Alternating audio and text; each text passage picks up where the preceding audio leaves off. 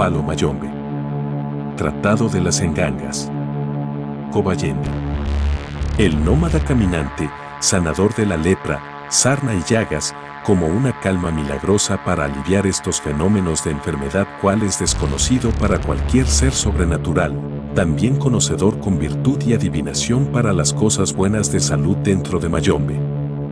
En cada camino hay una forma, un secreto y ritual que se sigue dependiendo del punto a fundamentarse, y en el caso de Cobayende se hace las siguientes presentaciones. Presentación: al pie de Cobayende, Tresinle, Mercado, Basurero, Cunelemba, Ucano Bencosí, Ucano Membra, Zambia, La Loma, Calunga, Chola, Albita, Caño, Butanzaque, Autopista, Camino Largo.